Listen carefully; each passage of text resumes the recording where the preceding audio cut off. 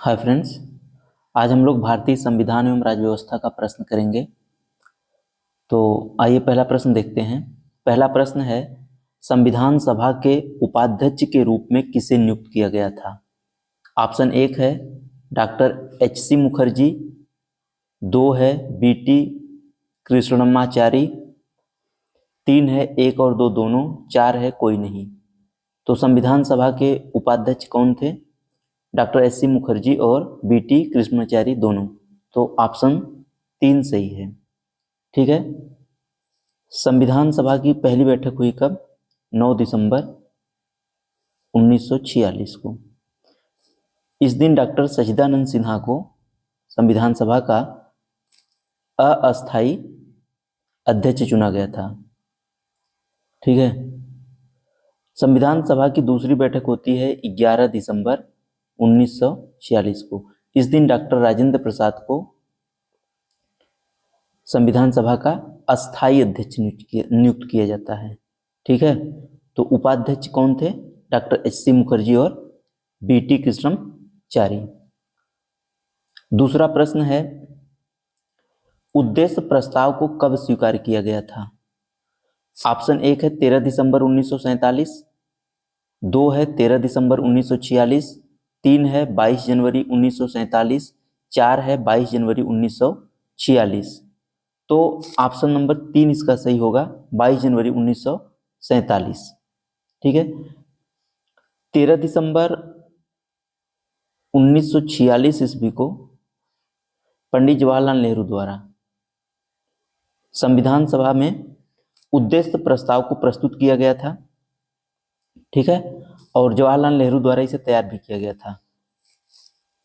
और 22 जनवरी 1947 को इसे संविधान सभा द्वारा स्वीकृत कर लिया गया। अगला क्वेश्चन है, निम्नलिखित में से कौन सा कथन सही नहीं है? ऑप्शन 1 है 24 जनवरी 1950 को राजेंद्र प्रसाद को राष्ट्रपति चुना गया था।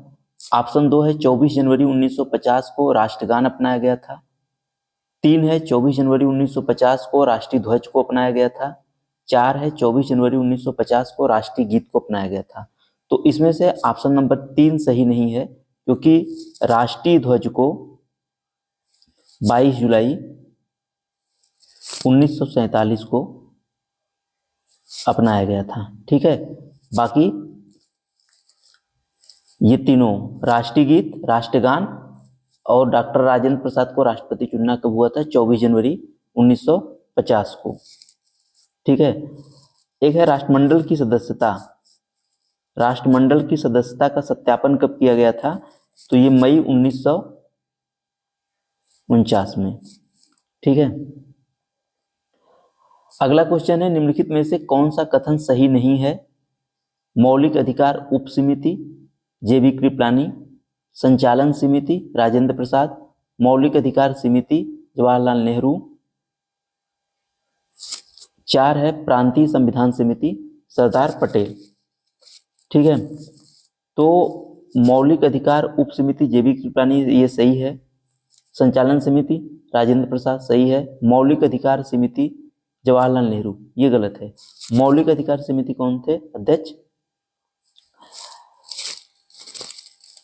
सरदार वल्लभ भाई पटेल। ठीक है। देखिए, मौलिक अधिकार समिति के अध्यक्ष अल्पसंख्यक एवं जनजातियों और बहिष्कृत क्षेत्रों के सलाहकार के लिए जो परामर्श समिति बनी थी उसके अध्यक्ष कौन थे? सरदार पटेल। ठीक है। लेकिन जो मौलिक अधिकार उप समिति है इसके सदस्य कौन थे? इसके अध्यक्ष जे.बी. कृपलानी, ये जे.बी. है। ठीक है, जे.बी. कृपलानी। और अल्पसंख्यक जो उप समिति थी उसके अध्यक्ष कौन थे? अल्पसंख्यक, इसके अध्यक्ष थे एच.सी. मुखर्जी। ठीक है। यह ध्यान रखना है कि मौलिक अधिकार अल्पसंख्यक और जनजातियों तथा बहिष्कृत क्षेत्रों के लिए जो सलाहकार समिति बनी थी उसके जो अध्यक्ष सरदार पटेल थे, लेकिन उसके लिए जो उप समिति बनी थी उसके जो अध्यक्ष थे जेबी कृपलानी और अल्पसंख्यक वाले के एचसी मुखर्जी थे। ठीक है। और अगर हम संघीय प्रांतीय संविधान समिति के अध्यक्ष कौन थे? सरदार पटेल। संघीय संविधान समिति के अध्यक्ष कौन थे? जवाहरलाल नेहरू। ठीक है। और संघ शक्ति समिति एक थी, संघ शक्ति समिति, इसके भी अध्यक्ष कौन थे? जवाहरलाल नेहरू। ठीक है। अगला क्वेश्चन है, निम्नलिखित में से कौन सा प्रारूप समिति के सदस्य नहीं है? तो ऑप्शन 1 है अल्लादी कृष्ण स्वामी अय्यर, ऑप्शन 2 है डॉक्टर के.एम. मुंशी, ऑप्शन 3 है एन गोपाल स्वामी अयंगर, ऑप्शन 4 है एच.सी. मुखर्जी। तो एच.सी. मुखर्जी इसके सदस्य नहीं थे। प्रारूप समिति के जो अध्यक्ष थे कौन थे? बी.आर. अम्बेडकर। ठीक है। इस समिति को कब गठित किया गया था? 29 अगस्त 1947 को। ठीक है। और इसके अध्यक्ष थे भीमराव अम्बेडकर। बाकी इसमें और सदस्य कौन कौन थे? एन गोपाल स्वामी अयंगर, ठीक है, अल्लादी कृष्ण स्वामी अय्यर, के.एम. मुंशी, एक थे टी.टी. कृष्णमाचारी,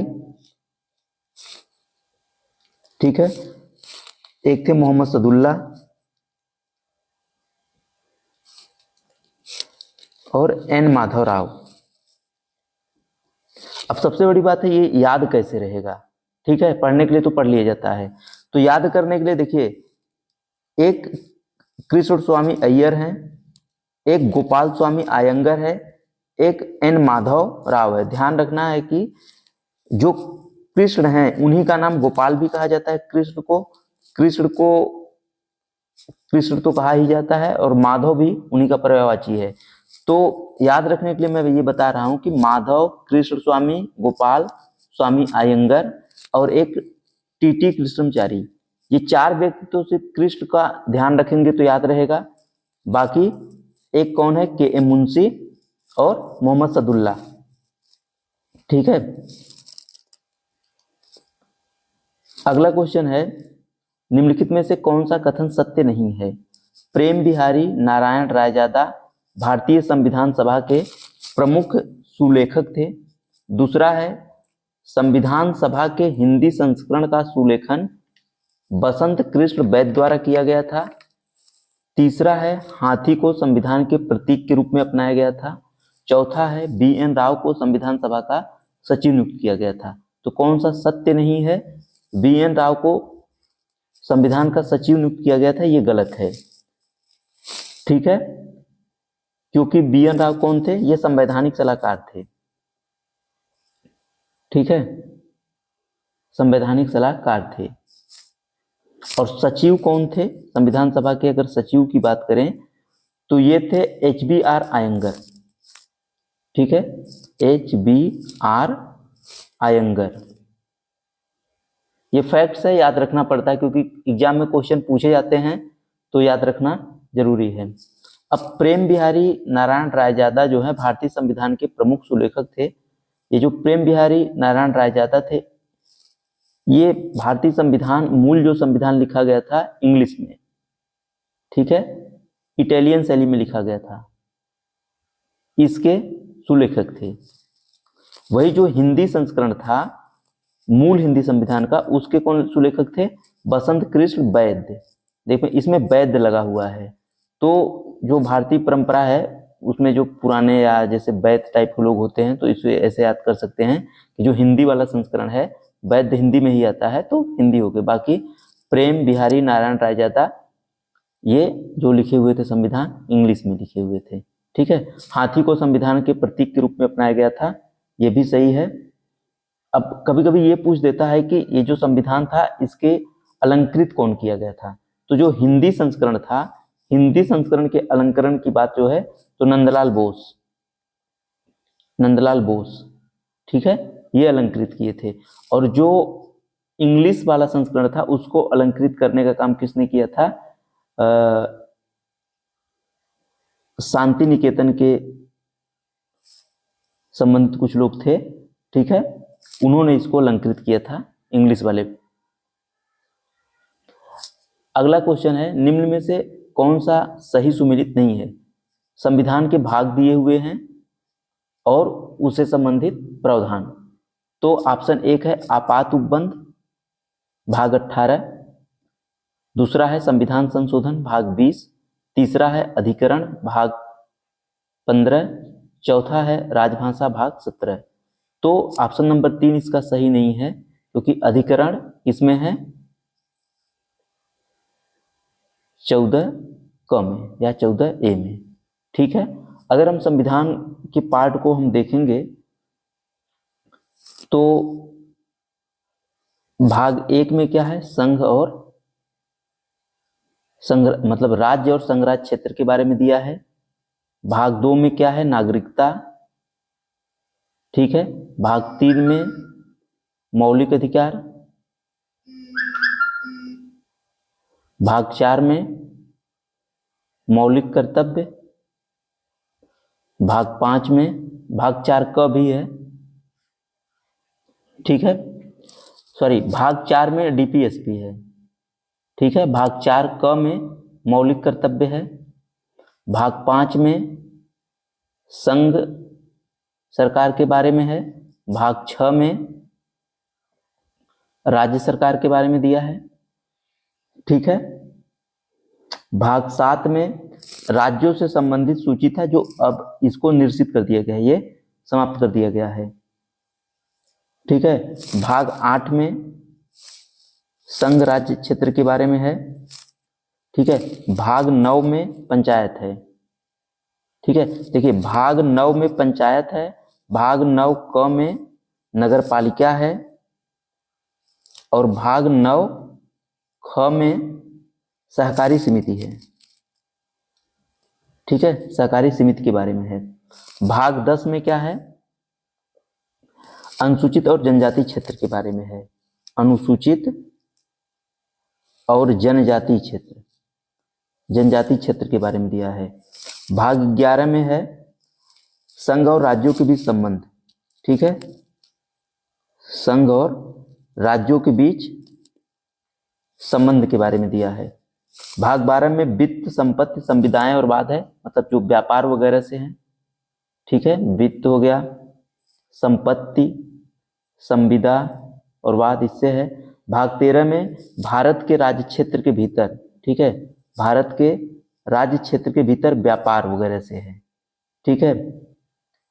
भाग 14 में राज्य और संघ के बीच जो सेवाएं हैं या उसके अधीन जो सेवाएं हैं उसके बारे में दिया है।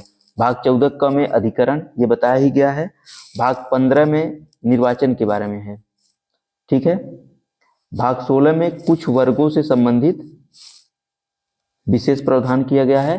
बाकी भाग 17 में राजभाषा, भाग 18 में आपात उपबंध और भाग 20 में संविधान संशोधन, ठीक है। ये इंपॉर्टेंट इसमें जो जो भाग है याद रखना, क्योंकि क्वेश्चन पूछता है। अगला क्वेश्चन है, निम्नलिखित में से कौन सा कथन सही सुमेलित नहीं है? पहला है तीसरी अनुसूची राष्ट्रपति का शपथ, दूसरा है चौथी अनुसूची राज्यसभा सीटों का आवंटन, तीसरा है 12वीं अनुसूची नगर पालिका की शक्तियां। इसमें 3 ही स्टेटमेंट है। तो इसमें से अगर हम देखेंगे कौन सा सही सुमेलित नहीं है, तो ऑप्शन नंबर 1, क्योंकि तीसरी अनुसूची में, ठीक है, तीसरी अनुसूची में शपथ के बारे में तो बात है, लेकिन वहां पे राष्ट्रपति की शपथ के बारे में नहीं है, ठीक है। संघ के मंत्री, राज्य के मंत्री, ठीक है, भारत का नियंत्रक महालेखा परीक्षक और उच्च न्यायालय के न्यायाधीश, सर्वोच्च न्यायालय के न्यायाधीश, इन सब के शपथ के बारे में है, ठीक है। राष्ट्रपति के शपथ के बारे में नहीं है। अब अगर हम पहली अनुसूची में देख लेंगे तो संघ राज्य क्षेत्रों के बारे में, राज्य और संघ राज्य क्षेत्र के बारे में है। दूसरी अनुसूची में अगर हम देखेंगे तो वेतन भत्ते के बारे में है, ठीक है। उसमें किसका वेतन भत्ता है? राष्ट्रपति, ठीक है, और विधानसभा के अध्यक्ष, उपाध्यक्ष, विधान परिषद के अध्यक्ष, उपाध्यक्ष, ठीक है। इसी तरीके से राज्यसभा के अध्यक्ष उपाध्यक्ष, विधान परिषद और विधानसभा के अध्यक्ष उपाध्यक्ष, ठीक है, भारत के नियंत्रक महालेखा परीक्षक, सुप्रीम कोर्ट के न्यायाधीश और हाई कोर्ट के न्यायाधीश, इन सब के वेतन के बारे में दिया है। ठीक है। चौथी अनुसूची में राज्यसभा के सीटों के आवंटन के बारे में है। ठीक है। पांचवी अनुसूची में जनजातीय क्षेत्रों के बारे में, छठी अनुसूची में भी जनजातीय क्षेत्रों के प्रशासन के बारे में है, लेकिन इसमें असम, मेघालय, त्रिपुरा, AMTM, असम, मेघालय, त्रिपुरा और मिजोरम के बारे, जनजातीय क्षेत्रों के बारे में है। ठीक है। और 7वीं अनुसूची में केंद्र राज्य संबंध के बारे में है। 8वीं अनुसूची में भाषा के बारे में है। ठीक है। 10वीं अनुसूची में दल बदल के बारे में है। ठीक है। 11वीं में पंचायती राज के बारे में है और 12वीं में नगर पालिका के बारे में है। ठीक। अगला क्वेश्चन है, निम्नलिखित में से कौन सा सही सुमेलित नहीं है। पहला है आयरलैंड का संविधान, मतलब देश दिया है और वहां से कौन सा पार्ट लिया गया है। तो आयरलैंड का संविधान राष्ट्रपति का निर्वाचन पद्धति। दूसरा है ऑस्ट्रेलिया का संविधान, संसद के दोनों सदनों की संयुक्त बैठक। तीसरा है कनाडा का संविधान, वाणिज्य और समागम की स्वतंत्रता। चौथा है USA का संविधान, राष्ट्रपति पर महाभियोग। तो इसमें से कौन सा ऑप्शन सही नहीं है। ठीक है, ऑप्शन नंबर 3, क्योंकि कनाडा का जो संविधान है, वाणिज्य और समागम की स्वतंत्रता, ठीक है, तो ये यहां से नहीं लिया गया। ये कहां से लिया गया है, ये ऑस्ट्रेलिया से लिया गया है। ठीक है, ऑस्ट्रेलिया से और क्या क्या लिया गया है, संसद के दोनों सदनों की संयुक्त बैठक। ठीक है, समवर्ती सूची, समवर्ती सूची भी कहां से लिया गया है, तो ऑस्ट्रेलिया से। वाणिज्य और समागम की स्वतंत्रता, ये भी ऑस्ट्रेलिया से। ठीक है, बाकी कनाडा के संविधान से क्या लिया गया है, तो सशक्त केंद्र के साथ, ठीक है, सशक्त केंद्र के साथ संघीय व्यवस्था। अब जब सशक्त केंद्र के साथ संघीय व्यवस्था की बात कही गई है, तो सशक्त केंद्र होने के लिए राज्यपालों की नियुक्ति, ठीक है, राज्यपाल की नियुक्ति, ये भी कहां से, नियुक्ति का प्रावधान ये भी कहां से लिया गया है, कनाडा से। अवशिष्ट शक्तियां, अवशिष्ट जो शक्तियां हैं, ये भी किसमें केंद्र में निहित होती हैं, ये भी कहां से लिया गया है, कनाडा से।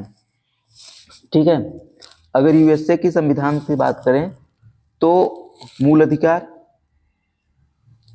न्यायपालिका की स्वतंत्रता, उच्चतम न्यायालय और उच्च न्यायालय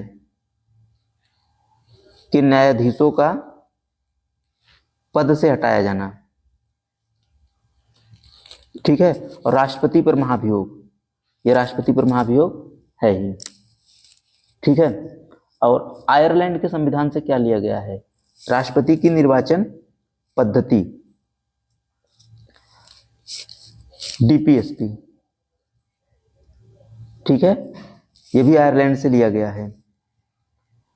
राज्यसभा के सदस्यों का नामांकन, राज्यसभा के सदस्यों का नामांकन भी कहां से लिया गया है, ये आयरलैंड से लिया गया है।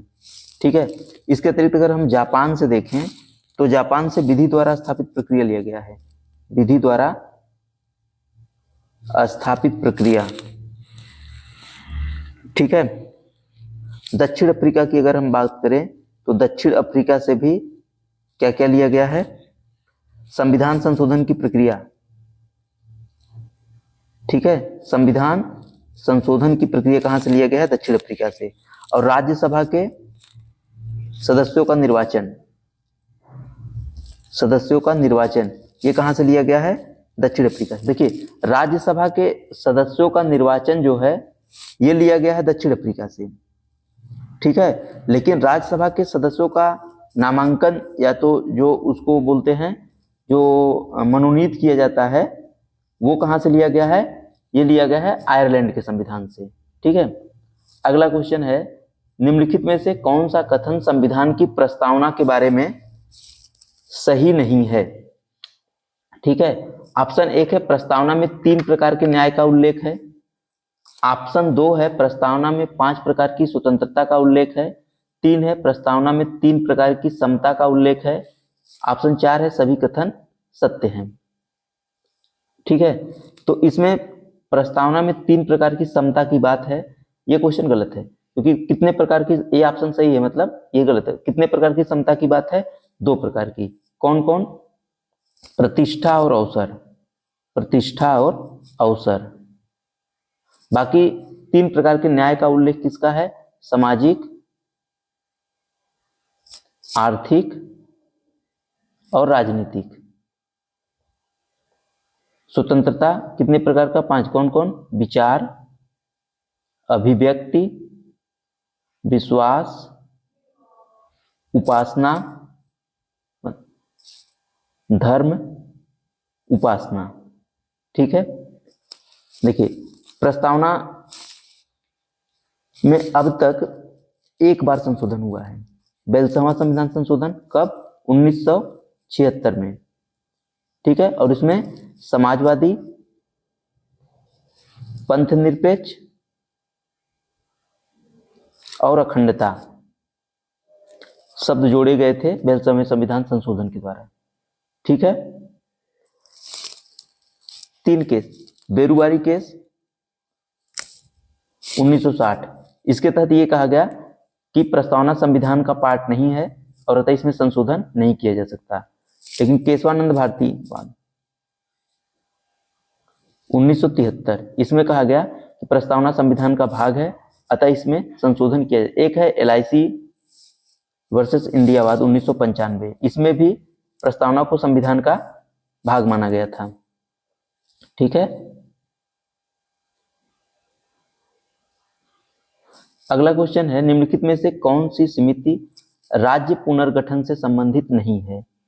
ऑप्शन 1 है धर आयोग, दूसरा है JBP समिति, तीसरा है फजल अली आयोग, चौथा है पुंछी आयोग। तो इसमें ऑप्शन नंबर 4 सही नहीं है, क्योंकि पुंछी आयोग किससे है? केंद्र राज्य संबंध से। बाकी धर आयोग, इसकी स्थापना, इसका जो गठन है 1948 ईस्वी में हुआ था, जून 1948 में, SK धर की अध्यक्षता में। ठीक है, और भाषाई आधार पे राज्यों का गठन हो या न हो, इसकी अनुशंसा के लिए गठित की गई थी। ये रिपोर्ट अपना दिसंबर 1948 में पेश कर देती है, मतलब प्रस्तुत कर देती है, लेकिन इन्होंने भाषा के आधार पर राज्य के गठन की मांग का समर्थन नहीं करते हैं। ठीक है, मतलब भाषा के आधार पर राज्यों का गठन का समर्थन ये नहीं करते हैं। दूसरी समिति बनती है JBP समिति, ये दिसंबर 1948 में गठित की जाती है। ठीक है, जवाहरलाल नेहरू, वल्लभ भाई पटेल और पद्मवी सीतारमैया। ठीक है, JBP समिति 1949 में ये अपनी रिपोर्ट देती है और ये भी भाषा के आधार पर राज्यों के गठन का समर्थन नहीं करती। ठीक है, तीसरा जो है फजल अली आयोग। फजल अली आयोग का गठन दिसंबर 1953 में किया जाता है और यह रिपोर्ट अपना 1955 में प्रस्तुत करता है। ठीक है, इसके सदस्य कौन थे? KN पडिक्कर और HN कुंजरू। HN कुंजरू। यह आयोग अपनी रिपोर्ट देती है, भाषा को राज्य के पुनर्गठन का आधार मानने को ये स्वीकार कर लेती है। ठीक है, लेकिन एक भाषा एक राज्य का ये समर्थन नहीं करती है।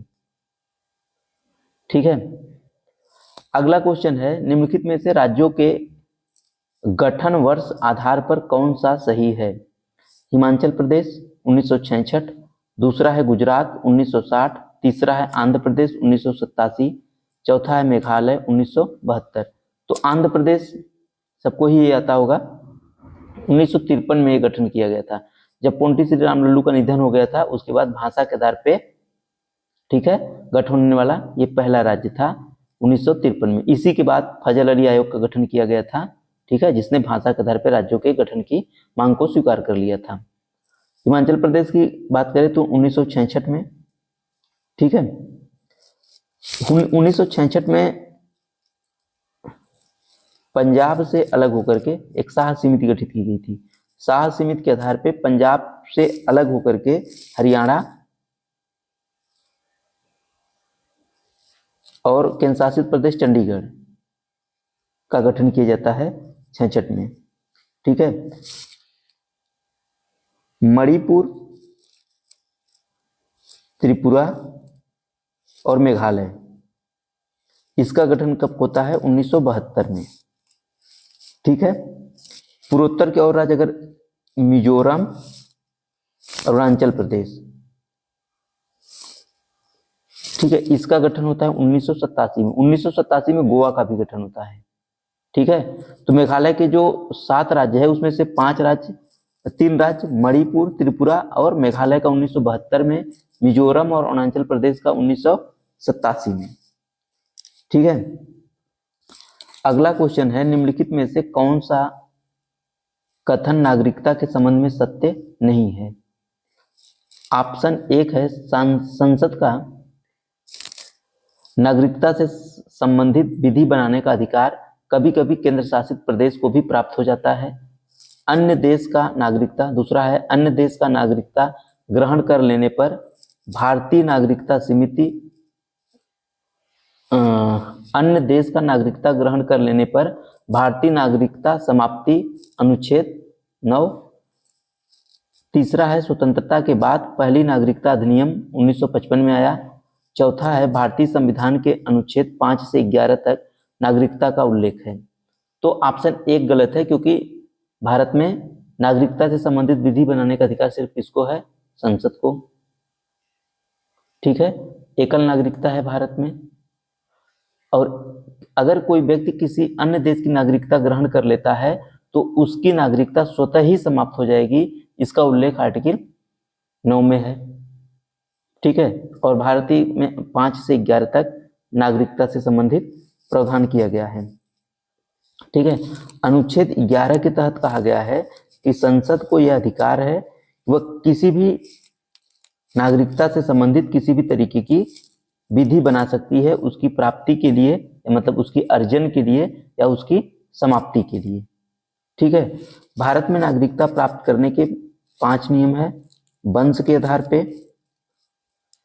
ठीक है, जन्म के आधार पे, पंजीकरण से, प्राकृतिक रूप से, या क्षेत्र संविष्ट। क्षेत्र संविष्ट का मतलब है कोई भी क्षेत्र अगर भारत देश का हिस्सा मान लिया जाता है, उसके जो नागरिक हैं वो भारत के नागरिक हो जाएंगे। 14 नेक्स्ट क्वेश्चन है, निम्नलिखित में से कौन सा मूल अधिकार केवल भारतीय नागरिकों को प्राप्त है?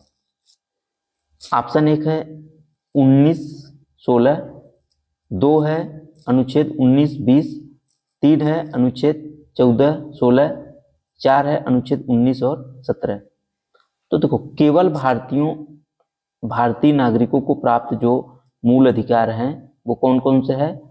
आर्टिकल 15, 16, 19, 29 और 30। तो इस हिसाब से कौन हो जाएगा? आर्टिकल 16 और 29, ऑप्शन नंबर 1। ठीक है। मूल अधिकार का उल्लेख अगर करेंगे तो भारत के संविधान में आर्टिकल 12 से 35 तक, आर्टिकल 12 में राज्य को परिभाषित किया गया है। ठीक है। अब राज्य के अंतर्गत केंद्र सरकार, राज्य सरकार के संस्थाएं जो हैं वो आएंगी। ठीक है। आर्टिकल 13 में कहा गया है कि संसद या विधानमंडल कोई भी विधि बनाती है तो अगर वह मूल अधिकार को कम कर रहा है या उसको समाप्त कर रहा है तो न्यायिक पुनरावलोकन के तहत इसे शून्य घोषित किया जा सकता है।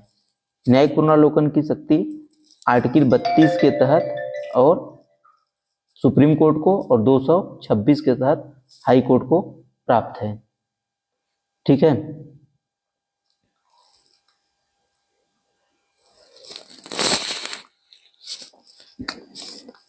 आर्टिकल 14 में क्या है? विधि के समत समता। ठीक है। आर्टिकल 15 में क्या है? कुछ आधार पर व्यक्तियों के साथ भेदभाव नहीं किया जाएगा, जैसे धर्म, वंश, जाति, जन्मस्थान और लिंग के आधार पर भेदभाव नहीं किया जाएगा। आर्टिकल 16 में है लोक नियोजन, मतलब किसी भी लोग नियोजित करते समय, किसी भी नौकरी में नियोजित करते समय, ठीक है, धर्म, वंश, जाति, लिंग, जन्मस्थान के आधार पे भेदभाव नहीं किया जाएगा। ठीक है, हालांकि इसमें अगर कोई पिछड़ा वर्ग है या महिलाएं हैं या किसी विशेष वर्ग का है तो अगर उसको कुछ लाभ देना है तो उसके लिए विधि बना करके, नियम बना करके दिया जा सकता है। आर्टिकल 17 में अस्पृश्यता से संबंधित है। आर्टिकल 18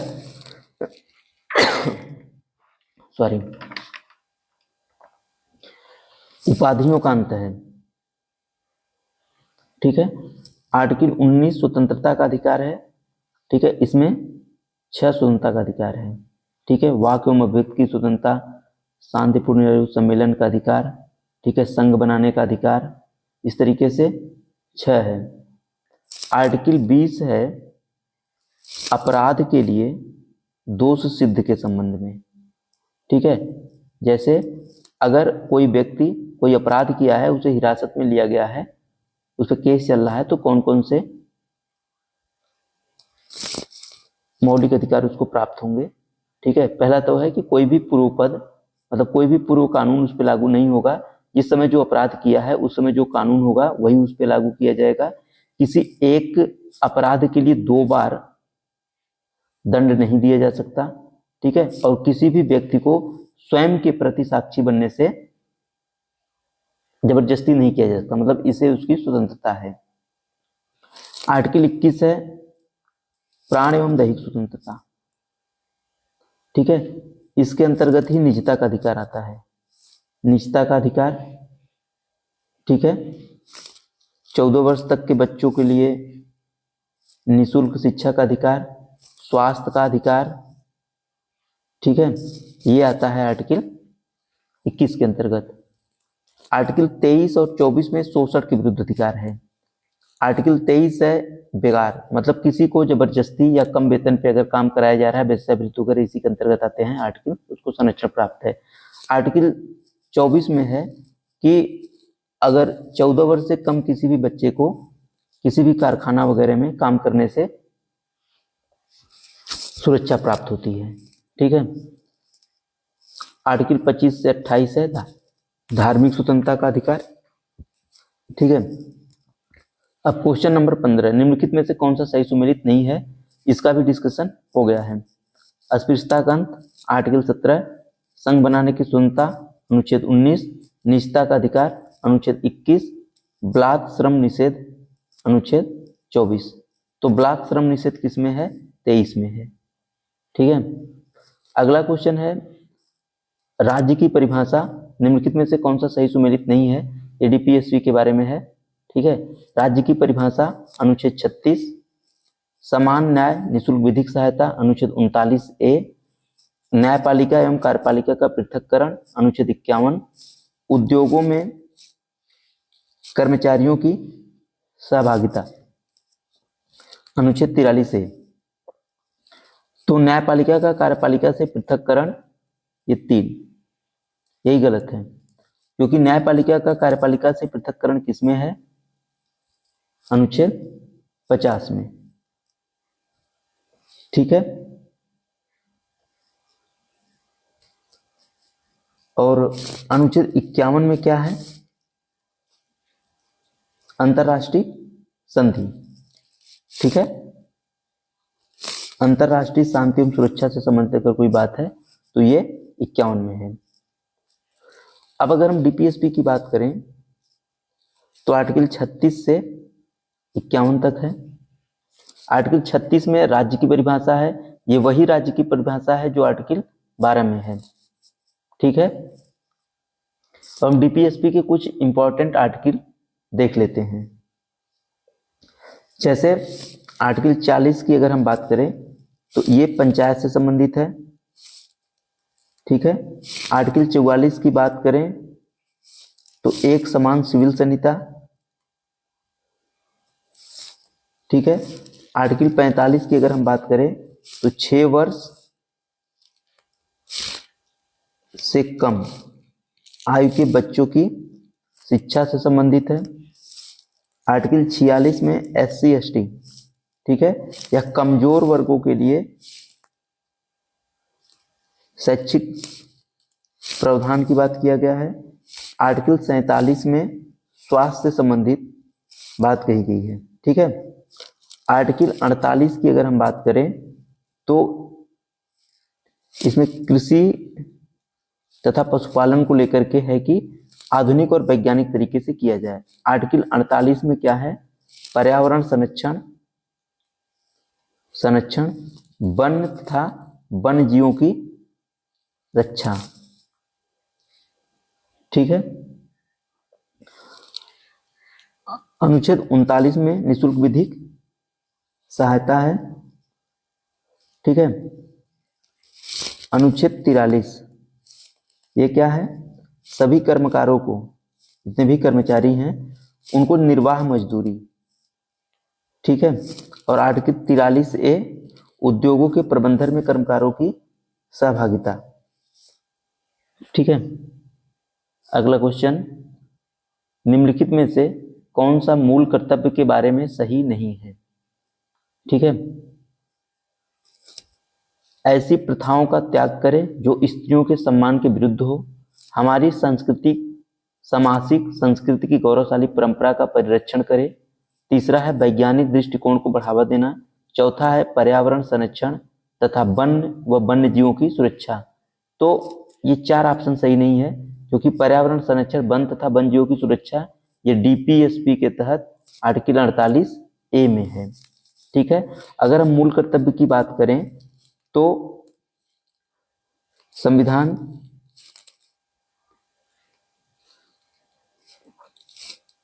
बेलसहमे संशोधन के तहत, ठीक है,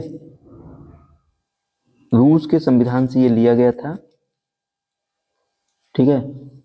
और स्वर्ण सिंह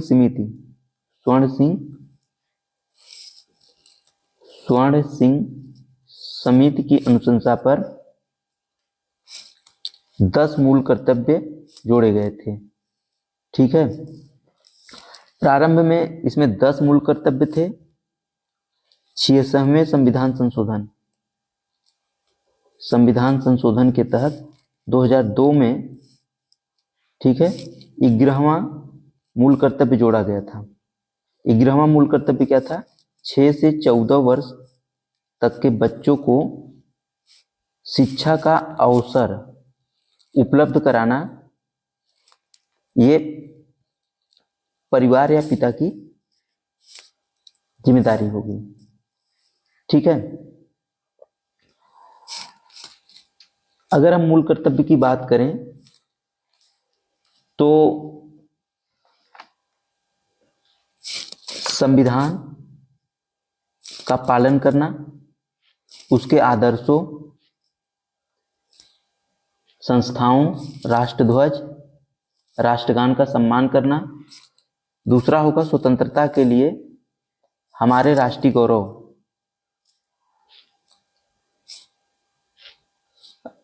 राष्ट्रीय आंदोलन को प्रेरित करने वाले उच्च आदर्शों को हृदय में संजोए रखना है, ठीक है, और उनका पालन करना है। तीसरा है भारत की संप्रभुता, ठीक है, एकता तथा अखंडता की रक्षा करना। चौथा है देश की रक्षा करना तथा आह्वान किए जाने पर या बुलाए जाने पर राष्ट्र की सेवा के लिए तत्पर रहें, ठीक है।